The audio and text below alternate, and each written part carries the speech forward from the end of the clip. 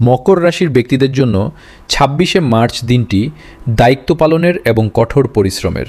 শনির প্রভাবে আজ আপনার কর্মক্ষেত্রে ব্যস্ততা বাড়বে, যা আপনার দীর্ঘমেয়াদী ভবিষ্যতের জন্য শুভ ফল নিয়ে আসবে। আপনি যদি দীর্ঘ সময় ধরে কোনো জটিল প্রজেক্ট শেষ করার চেষ্টা করছেন, তবে আজ তা সফলভাবে সম্পন্ন হবে। আর্থিক দিক দিয়ে দিনটি স্থিতিশীল থাকলেও অযথা ব্যয় নিয়ন্ত্রণ করা আজ আপনার জন্য জরুরি। জমি বা সম্পত্তি সংক্রান্ত কোনো পুরনো বিবাদ থাকলে তা আজ মিটে যাওয়ার সম্ভাবনা রয়েছে।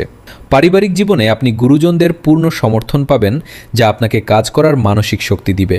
দাম্পত্য জীবনে ভুল বোঝাবুঝি দূর হবে এবং একে অপরের প্রতি শ্রদ্ধা ও বিশ্বাস বাড়বে।